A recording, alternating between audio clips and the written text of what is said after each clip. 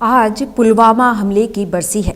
इस मौके पर पूरा देश शहीदों को याद कर रहा है, जिन्होंने 2 साल पहले पुलवामा में हुए आतंकी हमले में अपनी जान निछावर कर दी थी। 14 फरवरी 2019 की उस मनहूस तारीख को भला कौन भुला सकता है। 40 जवानों की शहादत का वो दिन आज भी हर हिंदुस्तानी के जहन में ताजा है। आंखों में आंसू पलकों का दायरा तोड़ देते हैं जब 40 जवानों की कुर्बानी का वो मंजर याद आता है। जब देश के 40 लाल तिरंगे में लिपटकर अपने घर लौटे तो पूरा देश दर्द के समंदर में डूब गया। आज से ठीक 2 साल पहले, तारीख 14 फरवरी 2019, दिन गुरुवार, समय दोपहर के 3:15। जबरदस्त बर्फबारी के 7 दिन बाद 13 फरवरी को जम्मू श्रीनगर हाईवे फिर से खुला।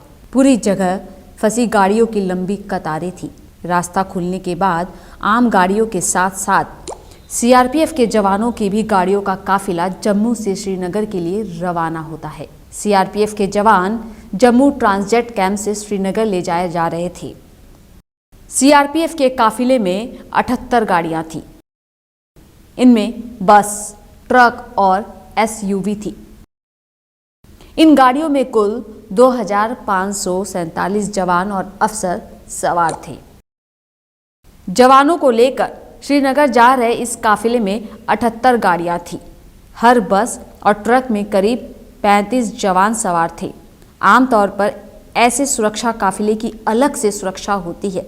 इन काफिलों के बीच आम गाड़ियों के आने की इजाज़त नहीं होती। सीआरपीएफ का काफिला पुलवामा से गुजर ही रहा था कि अचानक एसयूवी गाड़ी काफिले के बीच में बेहद तेजी से आती है और 2 बसों के बीच टकरा जाती है। एसयूवी की बस से टक्कर होते ही इतना जबरदस्त धमाका होता है कि उसकी गूंज कई किलोमीटर तक सुनाई देती है।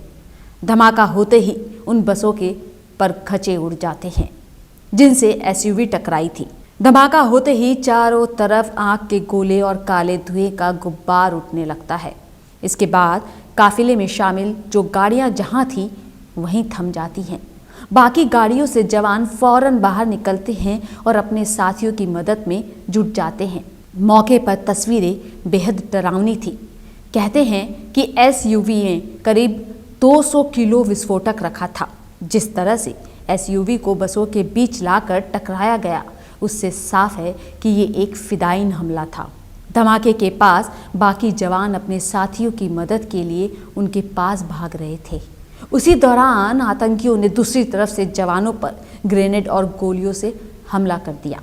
बाद में सभी घायल जवानों को अस्पताल ले जाया गया और पूरे इलाके को घेर लिया गया। वक्त बढ़ने के साथ साथ शहीद जवानों की गिनती भी बढ़ती जा रही थी।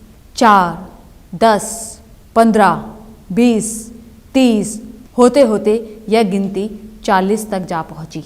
हमले के थोड़ी देर बाद ही आतंकवादी संगठन जैश मोहम्मद एक बयान जारी कर हमले की जिम्मेदारी लेता है। जैश दावा करता है कि जिस एसयूवी गाड़ी से हमला किया गया था वो गाड़ी आतंकवादी आदिल चला रहा था। पुलवामा हमले की बरसी पर आप भी उन शहीदों को याद करिए, क्योंकि उनकी बदौलत ही आज आप महफूज हैं। कल वो थे, इसलिए आज हम हैं। जय हिंद। Team local vocal.